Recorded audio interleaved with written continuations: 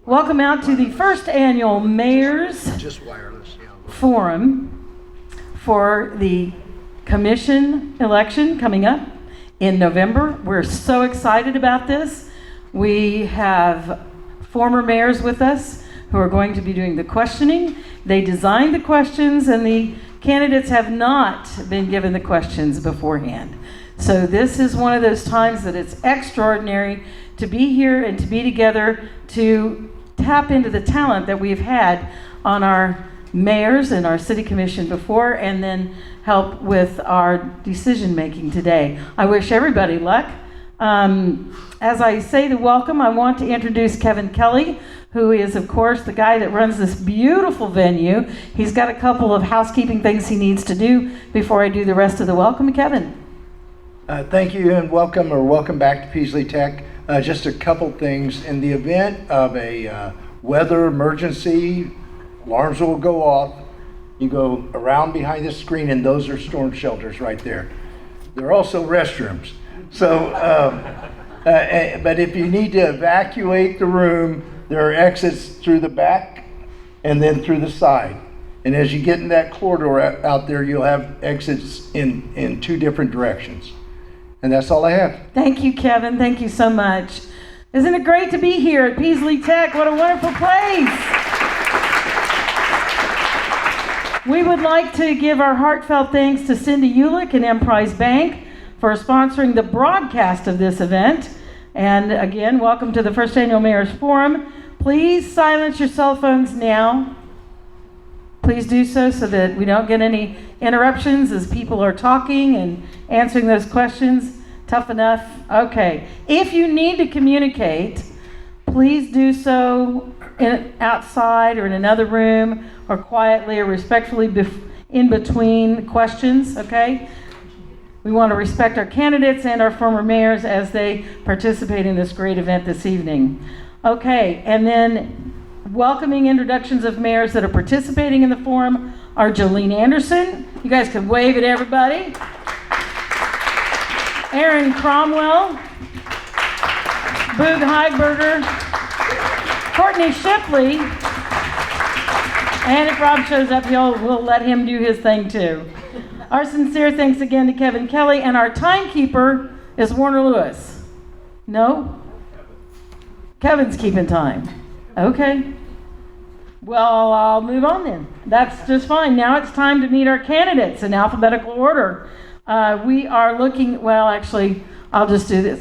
Warner, your name tag's over here. Yes. Will we be able to talk? No. Well, what's the purpose of this forum then?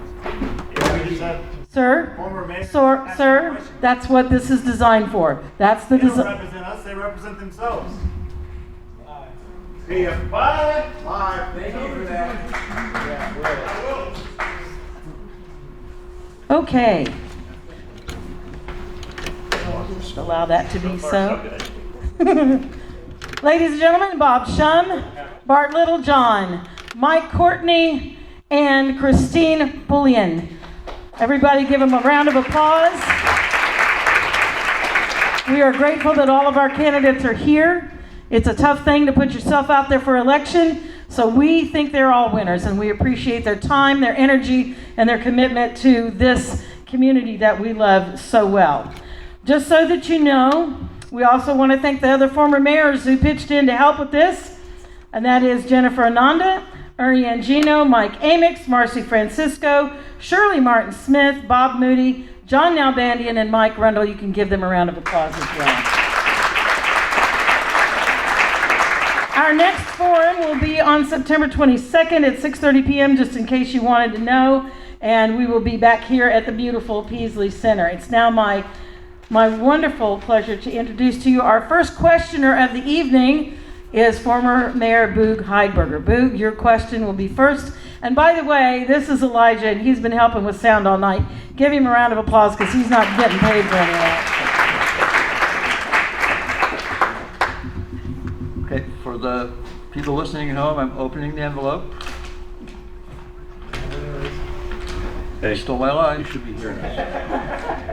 And the winner is, this is a question for all the candidates. What do you value most about Lawrence? What do you wish you could change? Can you hear me? Could you hear me? I got number one. Hello. You should be doing this okay now. All right, are we good? Hi guys, I'm Christine. Thank you for your time. Mayors, thank you for putting this together. You ask, what do I value most about the city of Lawrence? The most incredible aspect of Lawrence are the people. Simple as that. I've been around many communities, both professionally and personally, and I would say that Lawrence has one of the most intelligent, compassionate communities I've come across. I'm very grateful for that. What would I like to change? I think we've got some opportunities that for some success, opportunities for improvement. I would like to change the property tax and sales tax situation. I would like this community to be affordable not just for myself, but for my children and their future and their grandchildren. And we need to get a hold of it now. Otherwise, that won't be possible. Thank you.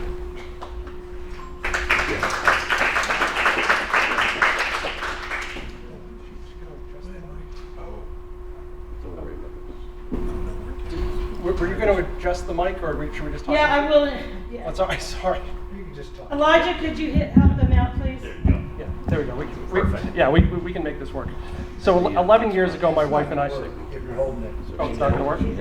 Don't hold it. Okay, how's that? It's always, technology makes everything better.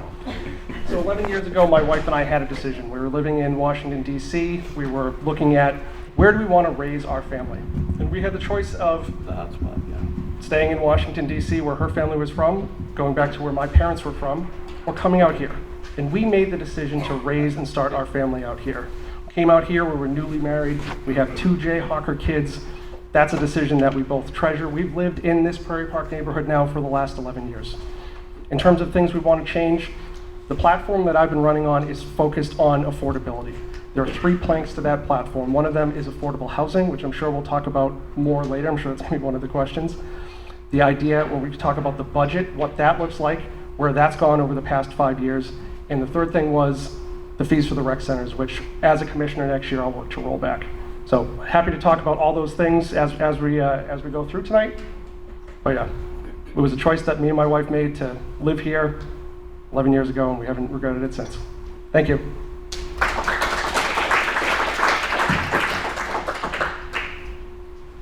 Well, I'll just leave it here.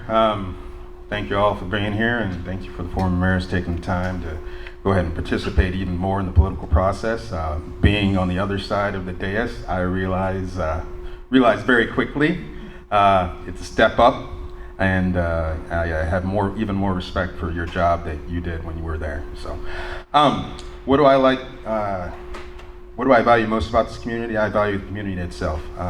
That's why I chose to participate. That's why I chose to take part of it. That's why I chose to lean into it. That's why I chose to be the president of the Pinckney Neighborhood Association. That's why I chose to be a part of St. Patrick's Day Parade Committee, Junior Achievement, Parks and Rec Advisory Board, the Community Health Improvement Plan, because I wanted to help. So I did all those things, and as many people who have participated in this town or participated in general know, you got on the list. So, I decided I wanted to participate more, which is joining the city commission and making some change. And to the latter part of the question, what would I change? I would continue with some of the progress that we've made in terms of housing, and also two points actually. Housing, we definitely need more affordable housing. We need the magic middle.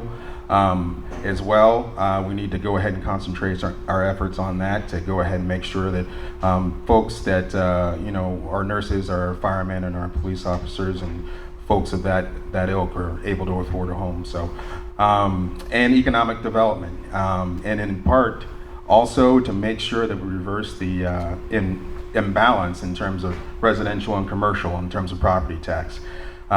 Commercial pays even more than residential and property tax, and if we can get more commercial in our property tax base that'll relieve the pressure on residents in this community. So that's what I'm concentrating on.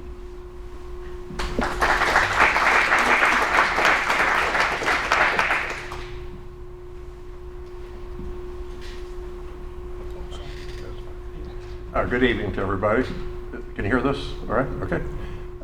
Yeah, it's great to be here, and there's a lot of firepower in this room. I recognize lots and lots of people, so it's great. Thank you for your time to put this together. What do I like best about Lawrence? I would have to say that I like the fact that KU is here. It creates a lot of culture for us, Major League Sports. You've got the Lead Center, you've got museums, you've got culture galore, and it really adds to the fabric, quality of life, and it helps create the community that we have. So overall it's a community, and specifically I'd say KU adds an awful lot to that. What would I like to change? Some of the things I'd like to see changed, I'd like to get the homeless people in houses. We're making a lot of good headway on that as of this morning's newspaper. It sounds like we're moving along very nicely with that. Affordable housing, of course, we need more housing units. I mean, they've 19 permits so far this year. We used to build 200 to 250 homes a year. When you don't build many houses, that puts price pressure, and houses cost more, and it becomes less affordable for many people. So those things, and keep downtown going strongly. We need some infrastructure improvement there. I think that everybody enjoys the downtown. It speaks to our cultural attitude and things. And so whatever else comes along tonight, I'm sure we'll talk about a number of things. Thanks for being here.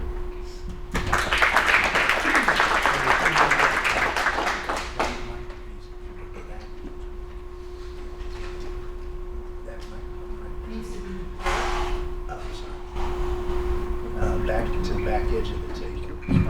Back this way? Yes. Okay, Thank you. you betcha.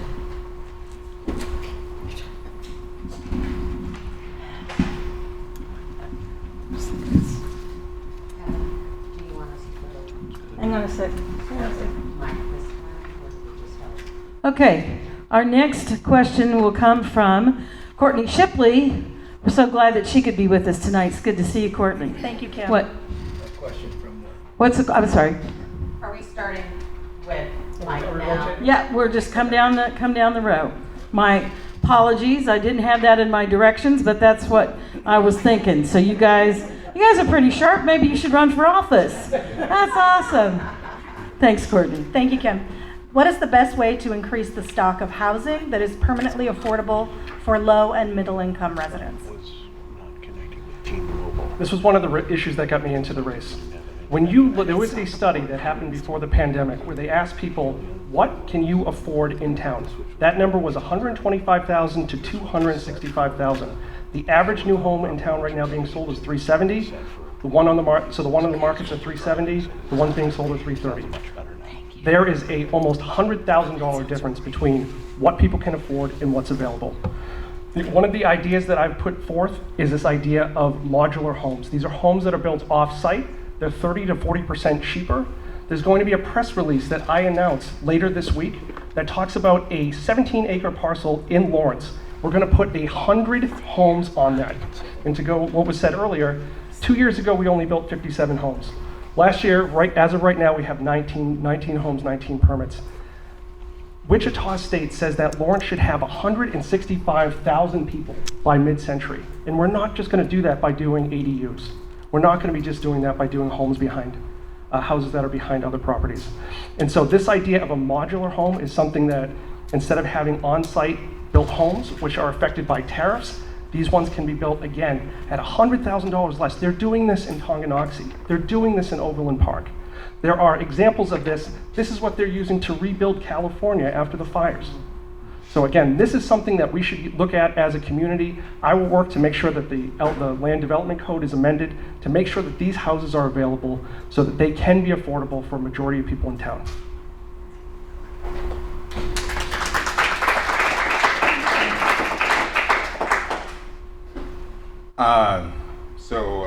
Increase the housing stock. Actually, to an earlier point, Mike, actually they are available in the land development code. You can go ahead and do them. So it wouldn't need to be amended. Just a pointer of reference right there. And the land development code, which we worked on as well, allows for modular homes, manufactured homes, duplexes, biplexes, everything under the sun, tiny homes, which the previous code had a little bit of trouble with. So it gives us a breadth of capability and depth in trying to go ahead and build whatever homes the homeowner wants. And I'm not even talking homes as well, in case they need to rent. Renting is okay too. We just want to make sure that we get people on four walls and we get them in a safe place. So I want to go ahead and let people know about some information and some resources out there. We have the Affordable Housing Dashboard. You can go ahead and check that out. And on there, you'll see that last year we added 400 affordable units, and the year before we added 400 more. So we're doing the work.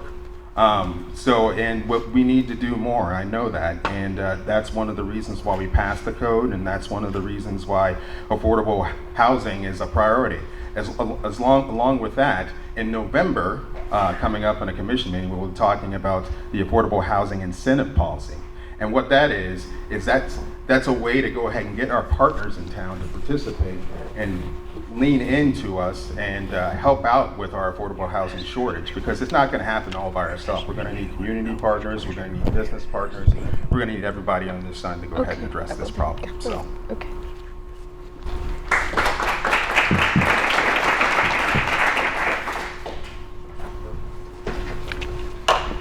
Yeah, so housing is a major issue, of course, and how we get to starter homes and medium-priced homes. We need lots. We're out of lots, practically speaking. I know a couple of years ago we decided that infill development was the way to go, and we had an inventory of lots.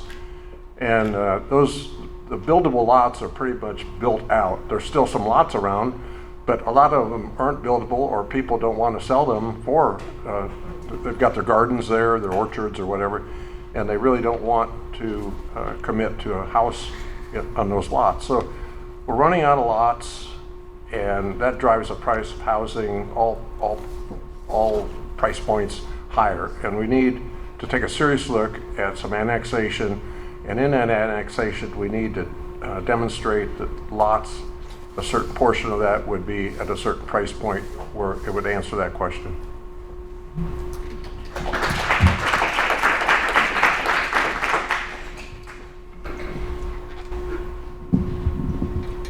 We good? As everyone has indicated, affordable housing is a huge issue for us right now. But I can certainly tell you the way to bring housing down is to have more housing, as everybody has said. The initiative to bring infill solely, though I think well-intended, was not going to get us where we need to be. We've been creating a pressure cooker. As you know, you go to buy a house, you're going to have 10 people competing with you. That drives the price of the home, drives the valuation, et cetera, et cetera. So we need to have more housing stock. If you have more housing stock, the prices come down. I think infill is a great idea. I have talked to many people. Like Mr. Shum said, there aren't many lots as far as infill is concerned. Everybody said if we could build on it, we would build on it. So you might have some vacant lots that have easement issues or have pipes running through, something of that nature. I don't think we should stop infill, but I also think infill requires more thought. It requires more time because you are entering into somebody's neighborhood. And we know that our neighborhoods are coveted. We've got many neighborhood associations. The term that many of you know, Mr. Zielinski, he uses the term built environment. Protecting the built environment of these neighborhoods is very important. So we need to be more thoughtful and use more time when we're entering into these neighborhoods. So infill, yes, but we need to use kid gloves when we enter in. We do need to do annexation. The only way we are going to get property taxes to come down is if we have more housing and more commercial tax base. All of that, if you do a mixed use, which would include commercial and residential. All of that will contribute to bringing affordable housing here. The developers are not interested in being forced into affordable housing. They know the market the best, but we really need to consider a strong partnership, public-private partnerships. There are many things we can do. Incentives aren't bad as long as we understand.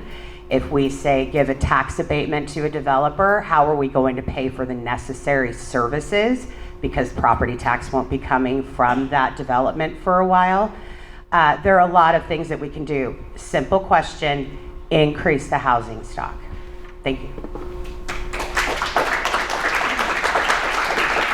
We had a suggestion from former Mayor Moody that if you all would mind saying your name before you start speaking, because some of our audience members can't see your name tags. And believe it or not, some people don't know who you are. Don't understand that at all, but there you go. Thank you, Bob. I appreciate that insight. And so next, our wonderful former Mayor Jo Anderson is up, and she is going to ask the next round of questions, and that'll start with Bart Littlejohn as the answer. Hey, it's almost perfect. Can you hear me? Excellent. A big percentage of the decisions that city commissioners have to make involve city planning and urban design. John, what are the goals and principles that would guide your decision making in that area? Thank you very much. Let's see if I can adjust this and not break anything. Bart Littlejohn, and to answer your question, I believe in walkable neighborhoods. I believe in kind of how like it was before the kind of sprawl of suburbia, which has its good points as well. But the way they used to design neighborhoods is they used to have houses interspersed with businesses, interspersed with shops that could help the neighborhood. So I would love us to have a little bit more of that, and that's also in the land development code. That's what it promotes. It's those kind of neighborhoods to go ahead and make us feel like more of a community. So that's part of the design and the urban planning that I would lean towards.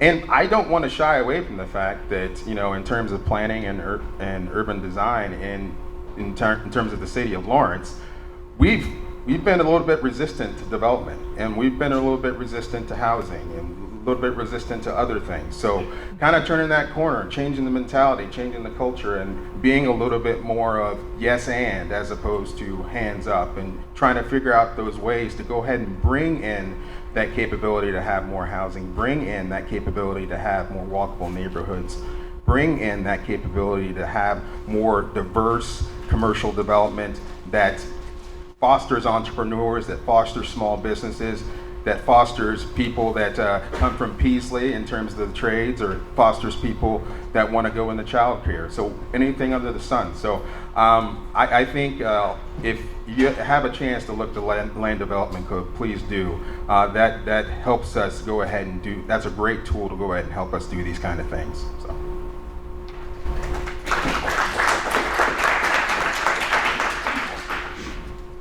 Well, I would say the most Bob Shum, I'm sorry. Not sorry, I'm Bob Shum. Just sorry, I didn't say my name first. So I would say that,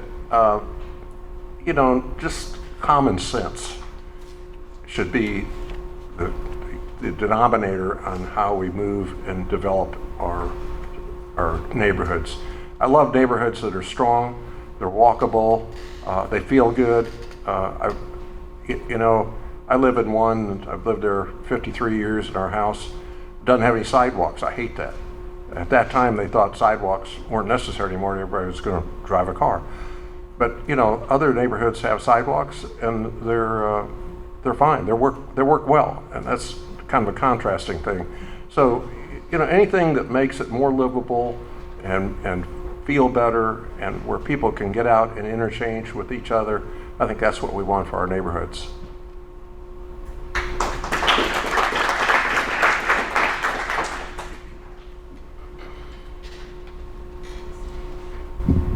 Christine Polian.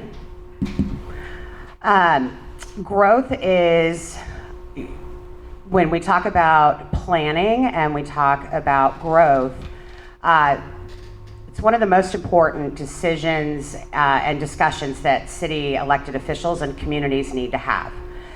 Growth can make or break you. Lack of growth can make or break you. The first thing that we need to do as far as our city is concerned is we need to be more welcoming. A good friend of mine who's in the real estate business said our shutters are closed. I've talked to many businesses, business owners, developers, residents right now for a variety of reasons. I'm not being critical here. It's very difficult to do business with the city of Lawrence. We have some logistics in there. We might have some culture issues. So when we start talking about planning and growth, you've got to have the right culture that will say yes, right? Once we fix the culture, what is most important, when you've got a community, especially like the city of Lawrence, we have people absolutely entrenched in this community, again, a very engaged, intelligent community. You have to communicate with your community. You have to figure out what is best. You've got to do growth slowly, methodically, and intentionally. We have to focus. If we elected officials, we need to sit down and focus on what we believe the community wants. We need to confirm that with the community, and it's going to be a slower process. But when you start talking about planning and development, you've got to have a great culture within City Hall, and you've got to have an understanding within the community and the elected officials that this is a group effort. Slow process, but absolutely necessary.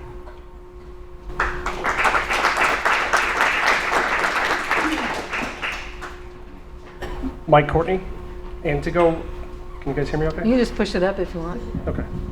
Well, the There we whole, go. yeah, So it's fine. Mike Courtney, I'll try again. When you look at this neighborhood in particular has a strong anchor institution. You have the nature center, you have the school. As we start to think about how are we going to expand Lawrence, we need to focus from a planning perspective. I would focus on what is the anchor institution that is going to draw families, draw new people into this new neighborhood. You know, to go along with what, Christine was saying, and we've also heard from developers too saying, hey, the land development code, as new as it is very ambiguous, that people are having a hard time understanding it, that people are not sure how to be able to actually make that work for them. We've heard that from developers. But again, for me, as we think of new neighborhoods, strong anchor institution, strong thing where people want to be able to bring their family, grow their family. And if we can do a model again where there's a new school per neighborhood, that would be my ideal. But if we could do something like the Nature Center for these new neighborhoods as we expand, that would also be where I would aim. Thank you.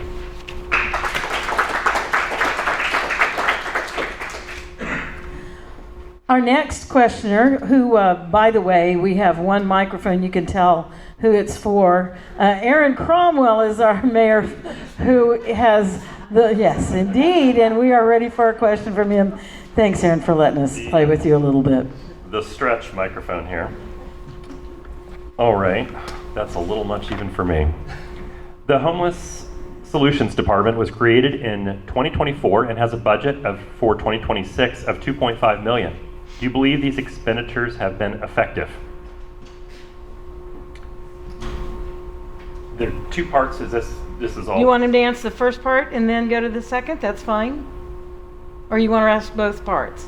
I'm just reading the question for the first time. Wait, this Okay. is the way this works. Why don't you go read Yeah, the- I haven't read this question until now. It's one of the mayors submitted it. That's how this is working here tonight. Do you believe the expenditures have been effective? And then are there other solutions for unhoused you would propose that do not include increased expenditures in the city general fund?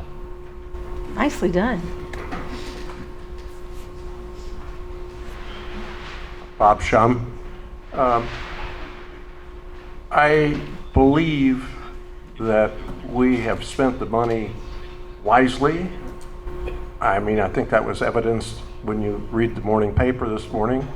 And you see the last of the homeless people who have been camping out in our parks for over a couple of years, 2 or 3 years, being removed and being put into a an area where they can have shelter, and we get our parks back for our people.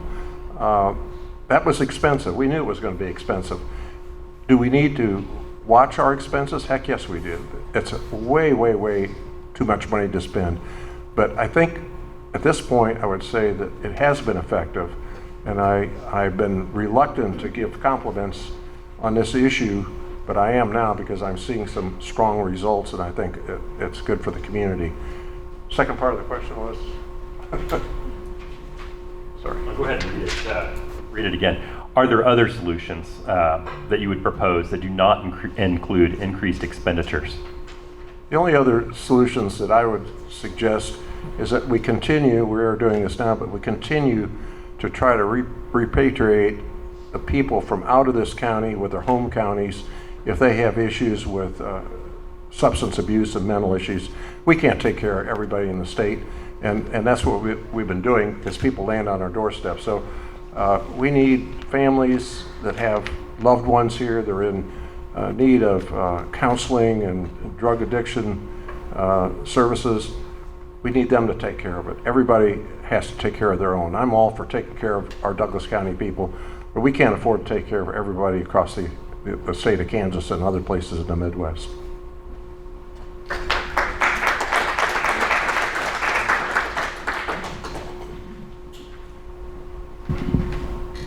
Christine Polian. This is actually a topic that I have really dove into in the past probably week.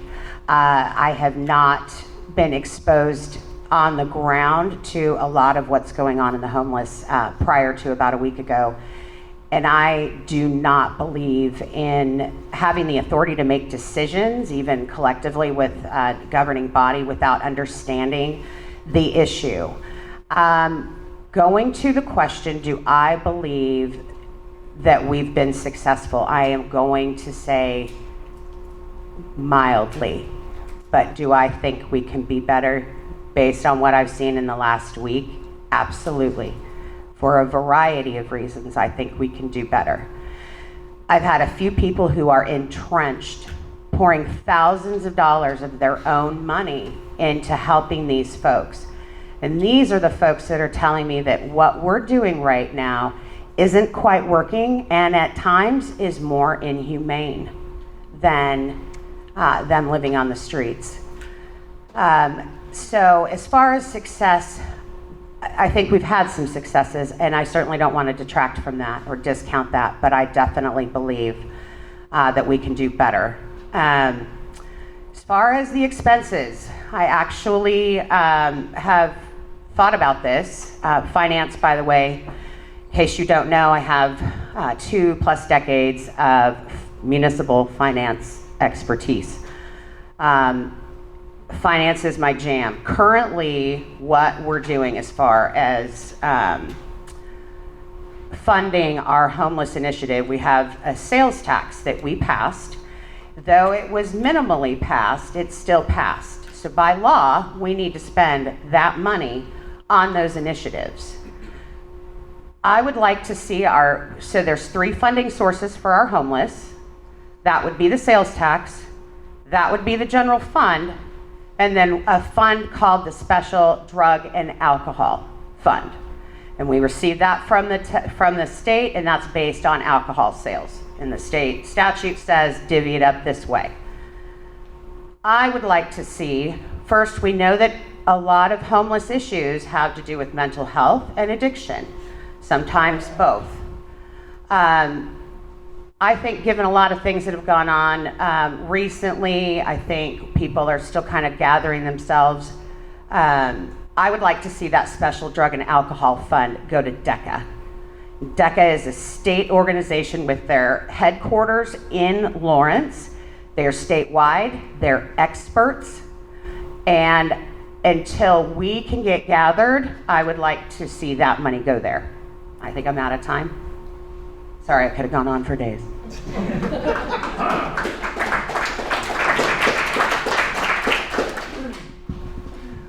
Mike Courtney. This is an issue where I think we really should talk about pros and cons. So on the pro side of things, as I've been studying this, we have a lot of great nonprofits in town. We have ones like Family Promise, Tenets, Artists to Help the Homeless, the Oxford Homes to help people get sobriety. We also have all of the churches in town that are helping. So that's a positive. We, in the past year, decided we were only going to help people in Douglas County. We have got 75 people from the community who are from someplace else to their home communities to get services. In the past year, we've helped 120 people move from being homeless to being housed. The Lawrence Community Shelter also earlier this year said they were going to fundraise a difference, so there'd be less financial requirement from the city toward the shelter.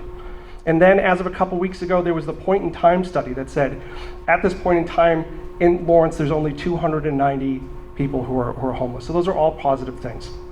On the negative side, there's also the point in time study. That, if you look at the place for everyone from the county's perspective, that number is 600. So there's a wide range of data, and the data is not consistent. One of the key things that a lot of people tell me is that the case management for people is kind of all over the place. There are 3 places that should handle case management. One is Burt Nash, one is the city, and one is the community shelter. I asked the question, I was like, so who's the quarterback in all this? And that answer is not defined right now. So that's an area of improvement. And then the third thing is, as a community, we got to recognize that there are people who are having mental health crises on our street. And that what we need to do is to be able to get them as much help as possible. And this is the place that I am still learning. Ideally, I think we would use Burt Nash to be able to provide more than 24-hour services. So they're not going in at 9 a.m. and leaving at 5 and going back out on the street. That's not safe for them, that's inhumane, and it's not safe for our families when we encounter people like that across the city. And then the couple things that I think we could do right away, there is a different camping policy between the city and the county, so we could rectify that. I lean more towards the city. There is also, when people want to help somebody who's homeless and give that $1 to them, we have to have an education campaign that says, you can provide that $1, but if you provide that $1 to our nonprofits, that $1 can become 3. That can help more than one person. So that too, and then also straightening out the case management so we know who's the quarterback, who's in charge, so that when somebody becomes homeless, they are able to get on their feet quicker, because the longer that somebody is homeless, the harder it is for them to get back on their feet. Thank you.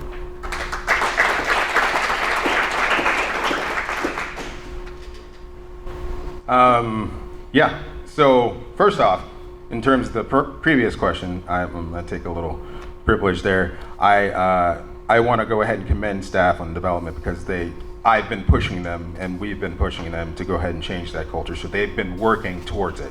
So I always want to give people kudos when they're making efforts and they're making progress, and I believe they have. And so we're in the process of go ahead and changing that culture in terms of development and making it more friendly. So I'm always trying to lift people up. In that vein, in terms of houselessness, I think everybody's seen, as spoken to by some of the candidates, that the numbers that have been given in point in time, those have been verified by HUD, and those are some of the top in the nation. Actually, the 63% reduction in 1 year, to give it perspective, City of Denver, which is a lot bigger than us, it was a 45% reduction, and it took them, I believe, 2 or 3 years. Another city, it was a 63% reduction, and it took them 2 years. We did ours in 1 year. So I think that speaks to the staff and all their work to go ahead and work with folks to place them and connect them with resources. And with that is part of our policy that we are concentrating on the folks that are from here, and making sure that we look after those folks and give those folks a little bit more priority, because of those 63%, 81% have been in the city of Lawrence for over a year. So I would say that we've made a lot of progress, and I could see firsthand, because Sandra Shaw and Bertram are right next to me. So I've lived in proximity to folks who are houseless and being in those dire situations for years.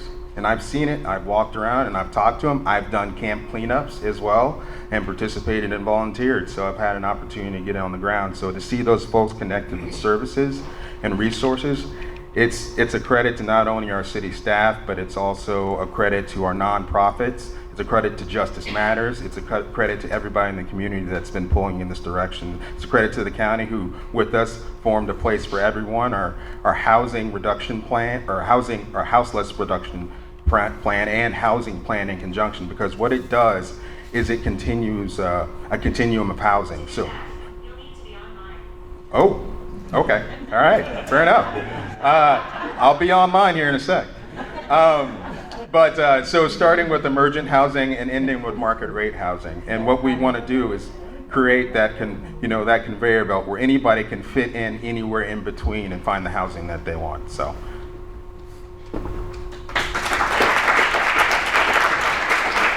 Thank you all very much. That's our first round of questions. And as Elijah helps with the microphone for Boog real quick, we're going to start another round. And since we are now broadcasting live, I have a couple of housekeeping things I need to take care of, and that is to give our heartfelt thanks to Cindy Ulick and Emprise Bank for sponsoring the broadcast of this event at FM 1017 and 1320 KLWN and also KLWN.com. I want to remind everybody that we are at the first annual Mayor's Forum for City Commission candidates, and want to thank the questioners are Jolene Anderson and Aaron Cromwell and Boog Heiberger and Courtney Shipley, and our 4 candidates will say their names for you, so that if you're listening at home, you'll know exactly who they are when they're answering the questions. So we will begin again with Boog with the 5th question of the evening. We've got a little extra time. That's always good for us to dive a little bit deeper. So Boog, take it away. All right, candidates.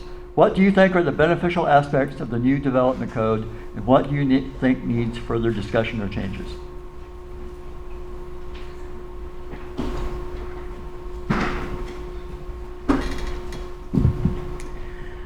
Christine Polian. I think some of the benefits of the land development code, the process itself was impeccable as far as bringing as many people together as you can to scrutinize the needs of the community. I think its intent was to help builders get through the process quicker and allow for building to go on in neighborhoods. This is where we talk about the infill.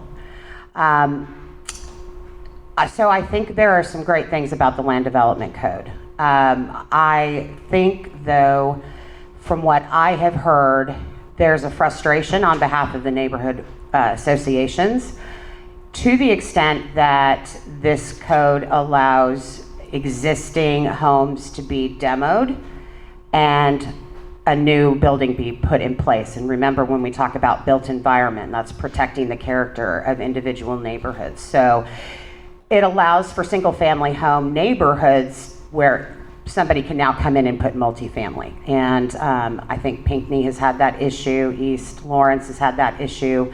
So we've got frustration on behalf of the neighborhood associations. I also believe, because when I first started researching into it, I thought it was tough on the neighborhood associations but good for the developers. But now I am hearing otherwise. And the code is also frustrating for developers and builders as well. So I do think, again, the process was great in terms of trying to get investors and stakeholders involved in the process. But I think we might have a little more work to do so we can have neighborhoods and developers and businesses happy with this development code.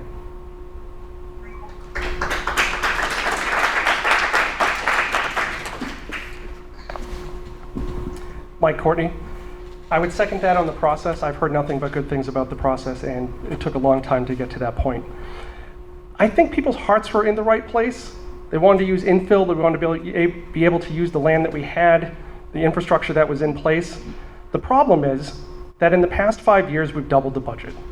Our capital projects are 445% more than they were before. Our debt's 228% more.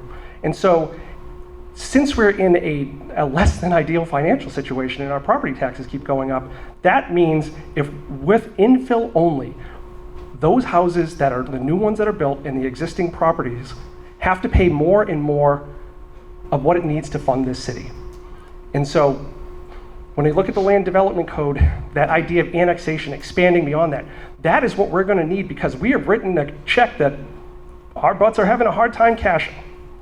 And that's why we need more houses beyond that. So in terms of the land development code, I think the hearts are in the right place. I think ADUs, again, additional dwelling units that are behind somebody's house, is a potential way to be able to fix some of the affordable housing issues. But since it's in the same amount of space, that just makes all of our property taxes higher, which ups the rent for everybody in town. Thank you.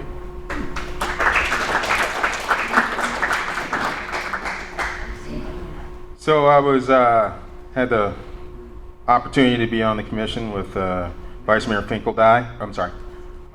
Littlejohn. Had the opportunity to be on the commission with Vice Mayor Finkeldye, who was very instrumental and with the land development code for 2 years.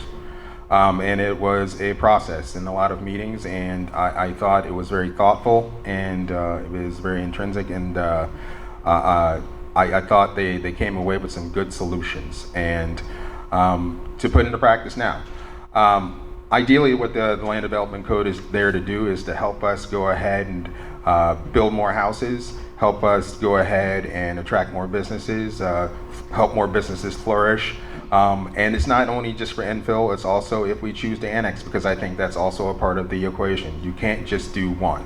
You're gonna have to intersperse a little bit of both, because we just need more housing, we need more commercial development. So getting that aspect going is of vital importance. And on the land development code itself, once we passed it last year, this is more like the curing period. So this is where we're testing it out, where we're having developers come in and give us projects and submit projects, and we're trying to figure out exactly what works and what doesn't. So and none of this is final. This is a period where we can kind of go back and go back in the lab and okay, this works, maybe this doesn't, maybe we'll go forward with this. And so that hopefully when it's finalized and finally cooked, we have a land development code that works for all of us.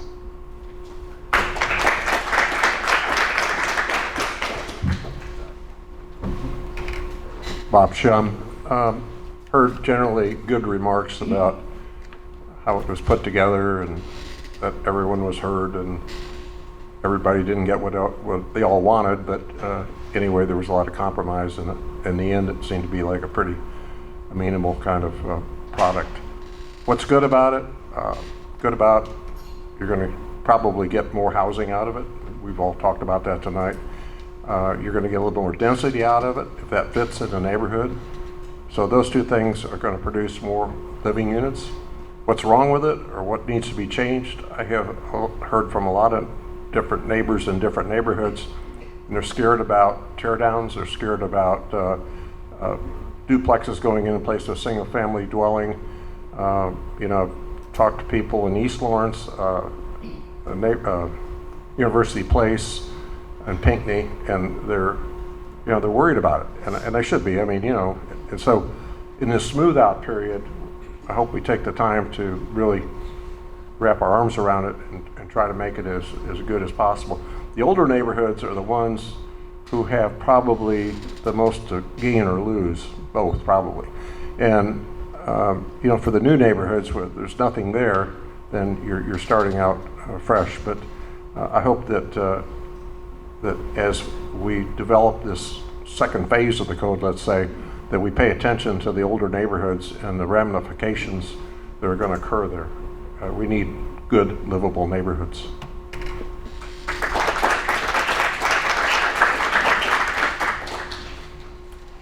We welcome again our former Mayor Courtney Shipley to talk to us about that. I need to remind all of our folks in the listening audience about some of the other former mayors that have contributed: Jennifer Ananda, Ernie Angino, Mike Ingmix, Marcy Francisco, Shirley Martin Smith, Bob Moody, John Nalbandian, and Mike Rundle. Courtney, your question is next. Thank you again, Kim. What is your philosophy regarding a unilateral annexation for new housing starts?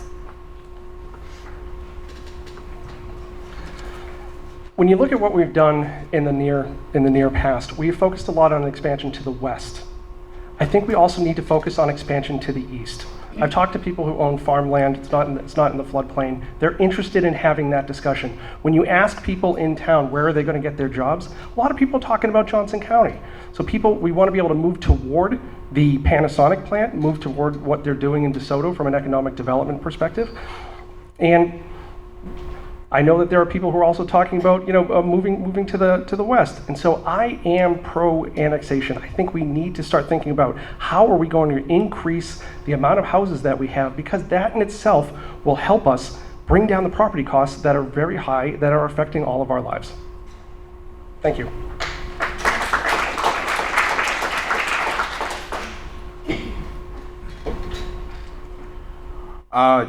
I think we need to consider all parts of town in terms of annexation. I don't want to truly limit us. I think it's part of the puzzle, like I said before, along with infill. But I don't know if you can depend on either one because our housing needs are so dire.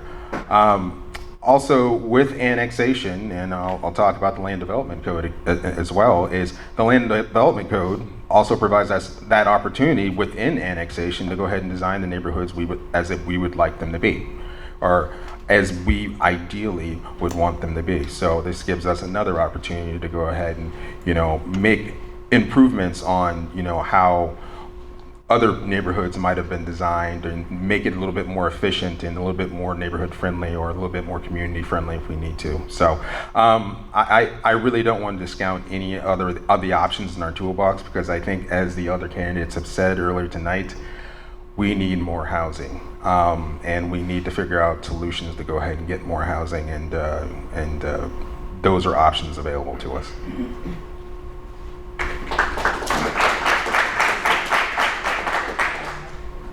Bob Shum. I'm probably not going to use my allotted time. I'm for it. I'm for annexation for all the reasons that we've all stated tonight, so thank you.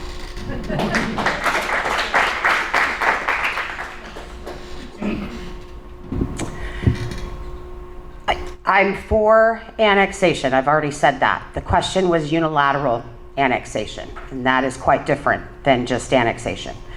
Unilateral annexation is where you go in and you actually annex, typically against a homeowner's choice. I have been a part of 14 phases of unilateral annexation, and it ain't fun, and people get really, really angry. So it was about the time that statute changed a little bit, really kind of limiting cities and their ability to do unilateral annexation. It is still available to us, but it really creates significant issues. You're bringing people into your community that don't want to be there. And I can tell you that that causes a lot of hurt feelings. So as far as unilateral annexation, unless I am convinced there's an absolute need to do it and bring somebody's property in against their will, I'm going to not be for it. Now, annexation, good. This would be great. Again, we've all said the same thing. Infill isn't enough to get us to where we need to be. So annexation is good, but unilateral annexation is tough. I'd consider it, but it would take a lot. So.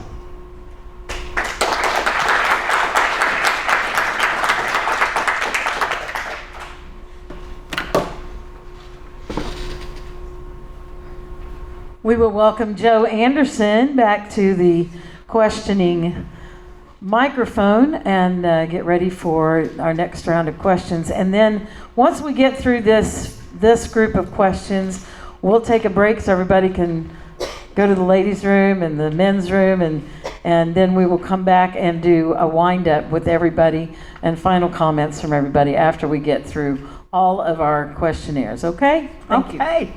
The next question is, would you support green energy requirements on new developments? Yes. Yes. They're going to prove to be more efficient over the years to come, And honestly, some ways they prove to be more efficient in the intermediary. Now, what we've done as a city is we have environmental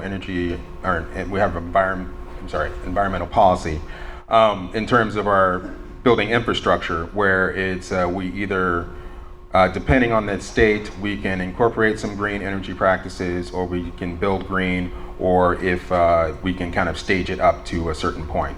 So that's kind of the method that I would use for that. I don't want to be, I know the word unilateral has been used tonight, but I truly think that we need to incorporate a lot of those practices in as many of them as we can, because I think they're going to prove to be cost efficient here in the future. So.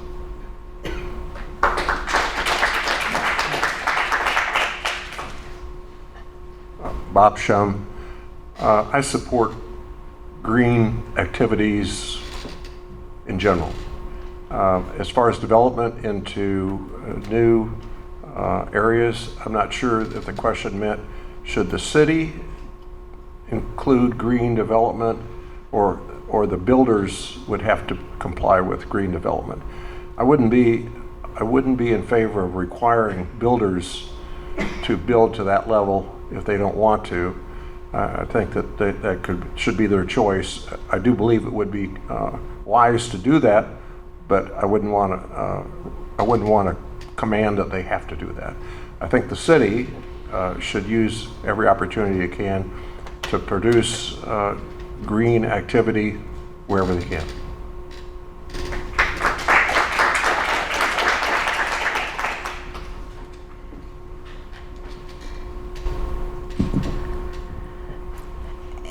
This is Christine Polian, and in general, I will always support green initiatives. The federal government has typically provided tax credits to allow builders, homeowners, et cetera, to begin putting green infrastructure into their homes. We have purchased some green buses and fire trucks, et cetera. The tough part that we have right now, I'm going to say in general, I don't like to force a developer to do anything. I think public-private partnerships are excellent. If we can have both sides be happy, that's always going to be my choice. If we are asking for affordable housing and green initiatives required on these developers, it's going to be very difficult to do both, quite frankly. So as I look budgetarily and financially as to where this city is right now, we had a $6.5 million deficit. We will bond or issue debt in the next 2 years, 25 and 26, in excess of $230 million. I have concerns on that sustainability. What I would like to do before we really focus on green initiatives more than anything is see where our finances are, see if we can afford our debt, and really focus on what we can to expand our commercial and residential tax base. We know that builders, I'm sure everyone in this room knows somebody that builds homes, they can't price them out. Construction costs are incredibly expensive. If we add green initiatives, which I think we all want, we will absolutely take the affordability out of it. So let's recover, let's figure out where we are financially, and then maybe if we are in a good place, those can be some incentives that we can provide developers. But we have to take care of some core services first. So that is my stance, no on forcing developers right now.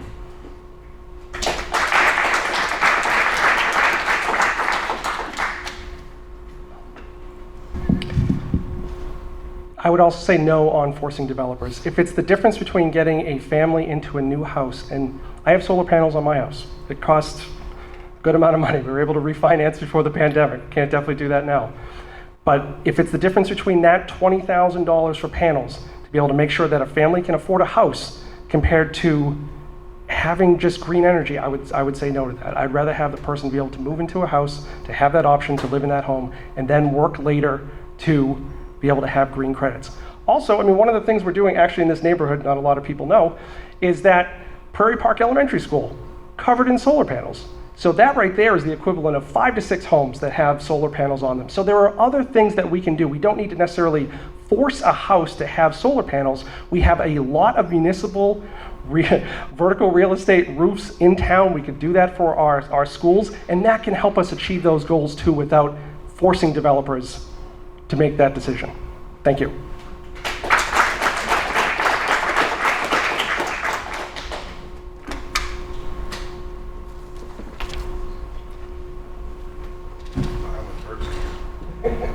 Are you thirsty? Okay. One more question. Aaron Cromwell, you have the microphone for this one, and we will ask our panelists to, again, be sure you say your name before you answer the question. Thanks. What is your philosophy regarding diversity, equity, and inclusion, both in policy and in funding? I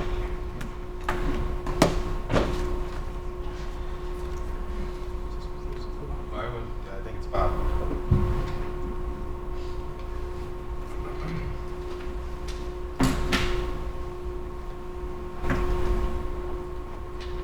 Bob Shum. I've always been very supportive of our minorities. I think our community started out by supporting people in trouble, slavery. I think it's in our DNA that we continue. These are special groups of people that deserve our help when they need help and our assistance, and I'm encouraged to want to keep doing that.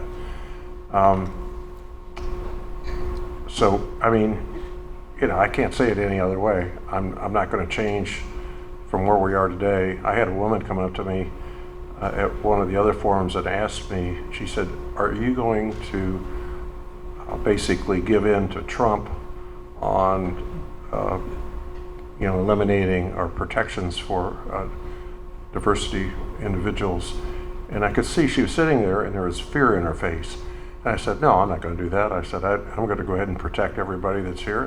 That's part of our community. And I could just see the relief come over her face when I said that. And I thought, my God, that woman is so scared about what she's seeing going on around here.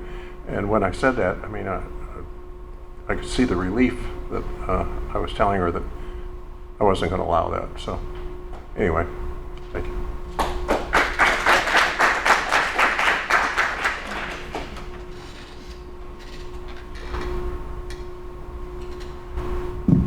Christine Polian.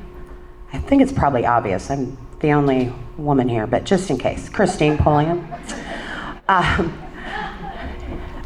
Philosophically, 100%, I support all equity, inclusion, diversity. I've been, amongst many things, I have been HR for the high-level HR, not the paper pusher, but having to make the decisions, policy decisions, etc. I will always support it. I have a belief that it is a culture and not a policy. The problem is we know people will do bad things if given the option. Some people will do bad things if given the option. So I've had friends that have told me that policy is the only way to do it. I typically like to not be over legislating as many things as we can. That gives us a little more flexibility. But when it comes to protections, we need to protect people as much as we can. However, the question involved funding. And that is the most difficult question I have pondered. And I've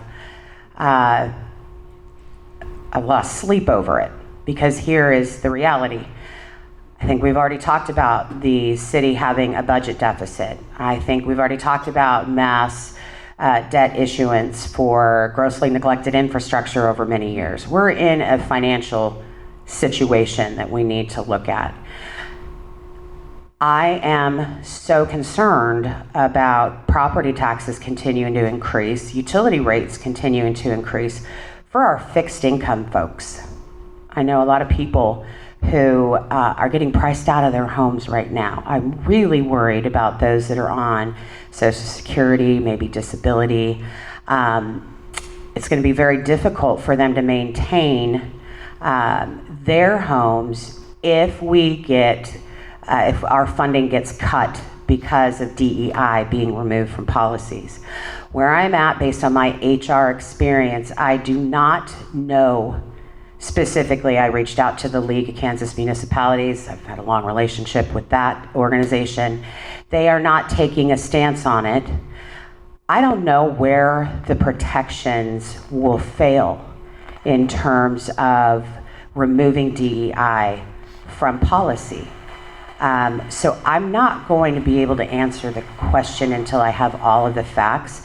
But the reality is, if I can keep somebody in their home and remove some verbiage from a policy, but build things, protections in other ways, I will do that. But losing that funding will be very difficult for us to sustain, and it will have real consequences. People could ultimately lose their homes. So it's a tough question. I don't know if I gave you everything, but I still have more facts I need to get on that. Thank you.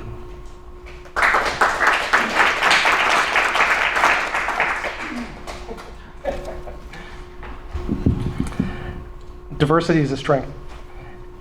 I don't think when people hear the term DEI, they don't think, that also means veterans. I want to make sure that in this community, if someone's a veteran, they can come back, they can start a business, they can buy a house.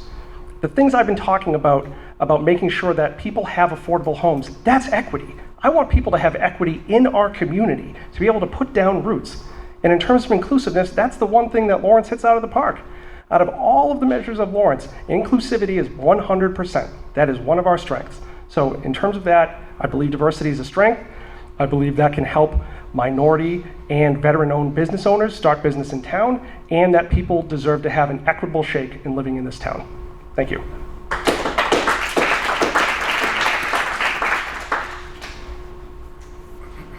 Well, yeah, I know where this question came from, given the environment we're in now. And I wholeheartedly believe in diversity, equity, and inclusion. You know, this is what this town was made of.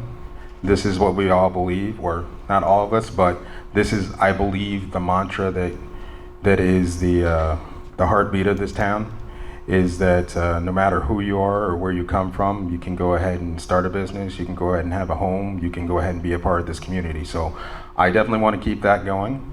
Now, real talk, like in terms of the government, we're going to have to figure out ways to go ahead and maintain who we are while also being able to maintain the funds to go ahead and help out people we need to.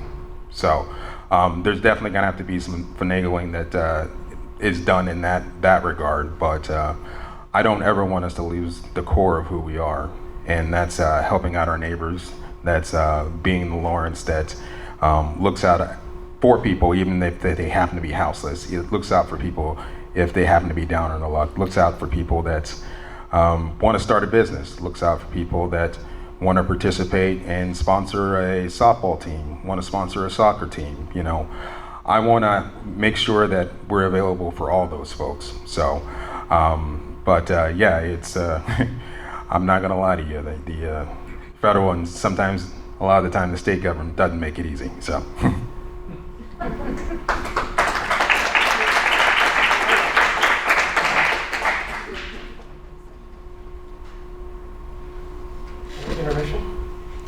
I'm on my way. So what we're going to do now is take a brief intermission. We'll come back at 7:45, and we'll have a wrap up with all of our candidates for the evening, and then we will send you along on your way to contemplate the evening and welcome you back to Peaslee Tech on Monday at 6:30, coming up after the weekend. So that gives you a little bit of time to contemplate what we've heard, and I think you should just give everybody a round of applause, including yourselves, for being here this evening. Nice crowd. We'll see you 45 after the hour. Okay, ladies and gentlemen, if we can have everybody back in the room. Hope everybody's feeling a little bit like they've had a little oxygen, move around a little bit, shake it up a little bit, feel better a little bit. It's been a tremendous evening. Wonderful questions, extraordinarily deep answers. I love that we have been in detail, and the questions show and reflect that experience of our mayors that have gone before.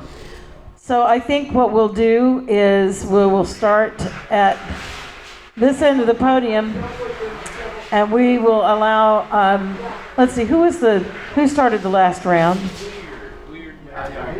Was it Bob? Okay, then we will start like we did for the very first question and have you spend about 3 minutes to wind up and tell us a little bit about what you would like us to know that maybe didn't come out in the questions. So if you would like to begin, that would be great.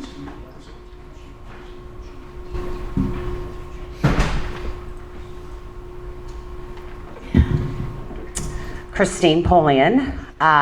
First, I would like to say thank you to our residents that are here and are engaged. That is the first step for any community getting better, moving in a great direction.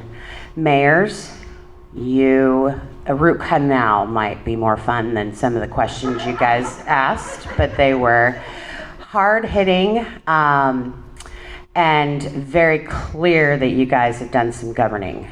So thank you for that. As far as wrapping this up, a lot of the questions that we had were focused on our vulnerable community.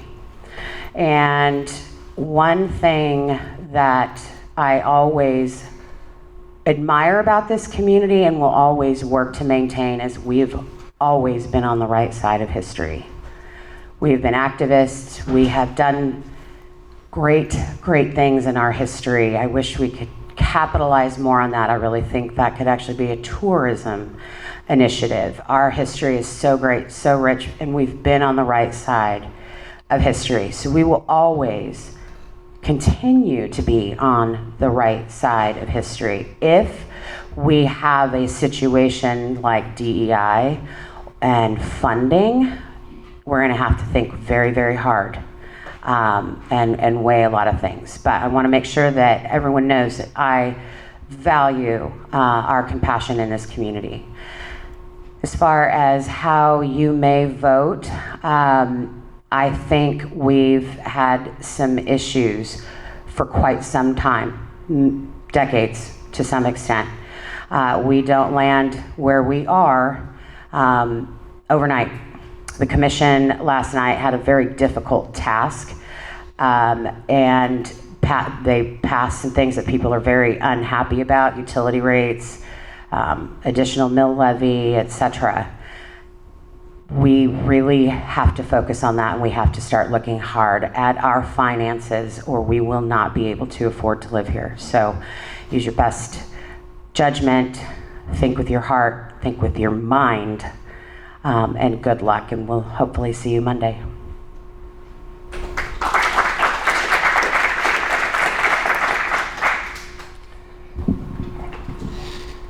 I want to tell people why I got into this race.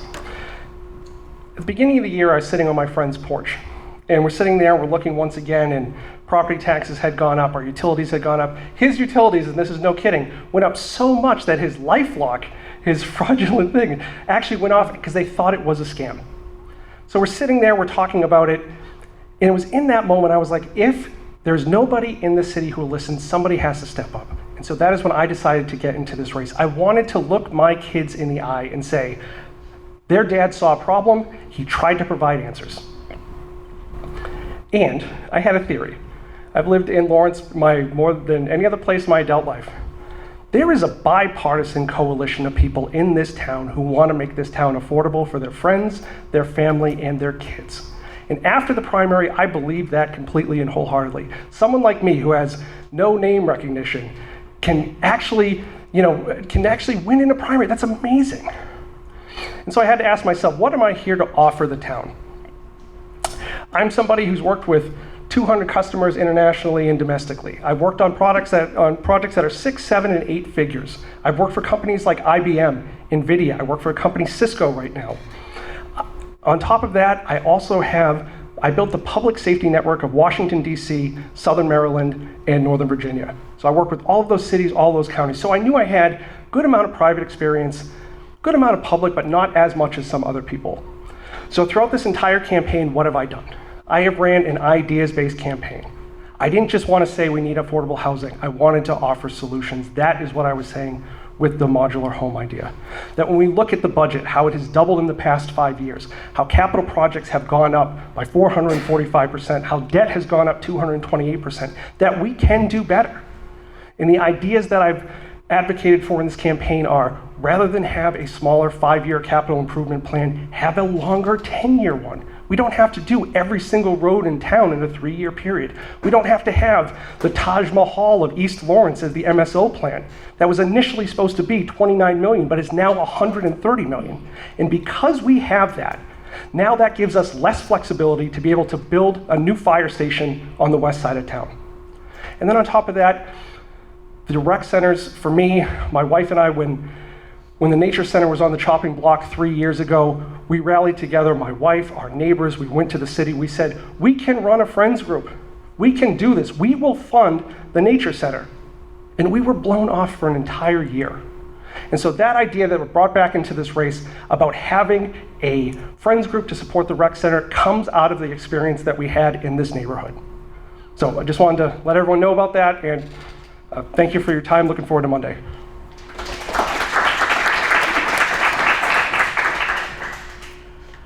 So, just wrapping up, in closing, I probably would say, I said it, I meant it, and I'm doing it.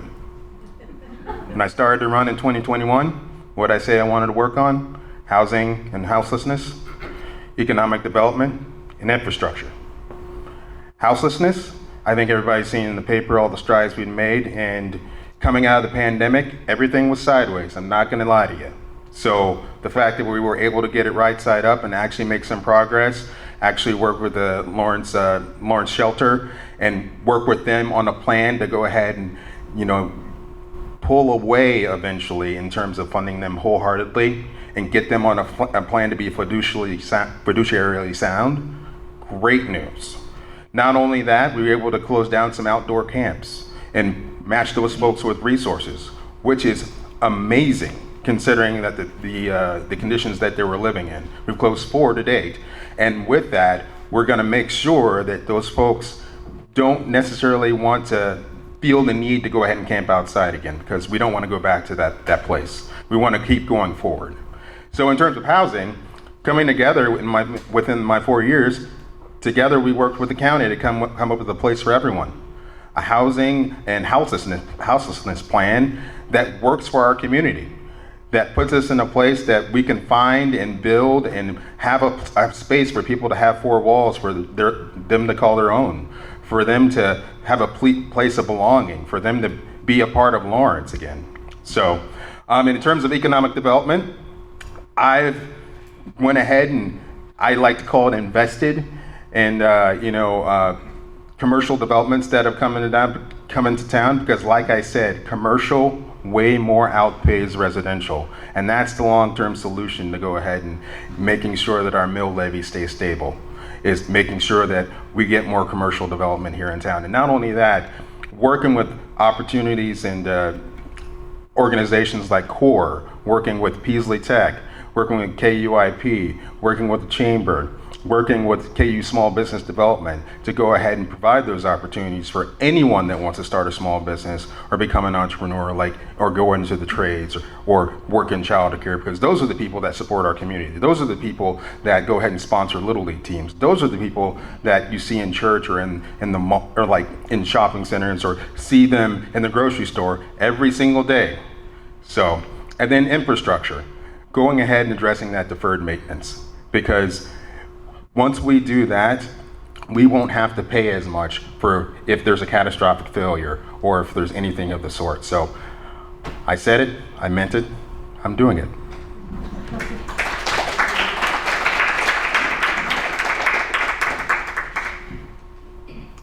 Bob Shum. A couple of things that we didn't cover tonight that I'm very interested in is, one is our downtown and how we're going to continue to improve the infrastructure there.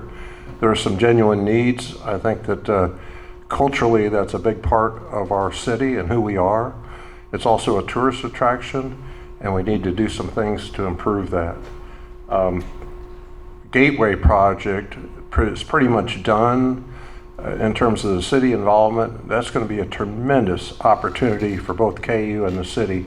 You're going to put people on the street on a Monday through Thursday basis that aren't there now, and those people are going to be out shopping, dining out, and they're going to help a lot with our sales tax revenue and our overall cultural effect.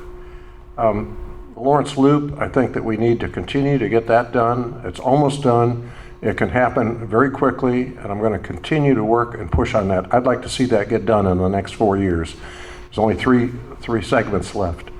And last but not least, sorry, but I'm going to continue to work for no fees to play in our rec centers. I think our rec centers, it's our community. It's like charging somebody to go walk in the park or something. People were using those facilities unbelievably well, exceeded all the numbers that we ever had when we built that and planned for it in 2011. So there's lots of options we could do to offset these costs. You can have Friends of the Park. You can have naming rights for the facilities, and you could have a number, charging for tournament guests to watch their kids play volleyball. And I mean, there's all kinds of different things to generate money without having to tap individuals who are already taxed for that facility. So I'm going to keep after that. Thank you.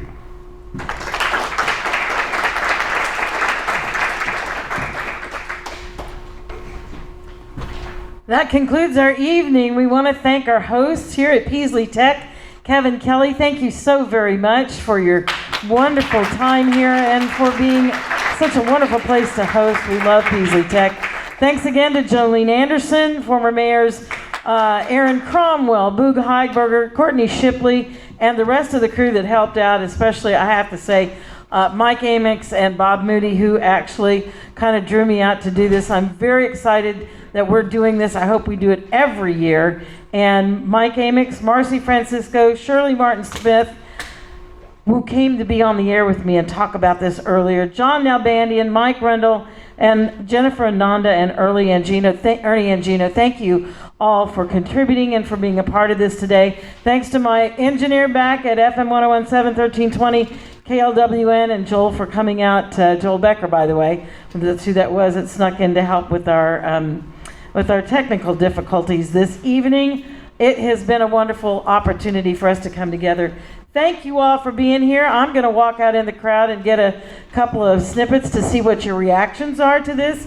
So if you don't run out the door and you see me coming up, don't run away. I just want to see how it went for everybody. But in the meantime, have a safe journey home. I hope you feel blessed by all of the great people that we have in our community that want to contribute. Everybody that's in the room does that by being here and being a part, and tell everybody else to come out next time and start to be a part of this process. From KLWN, I'm Kim Murphy.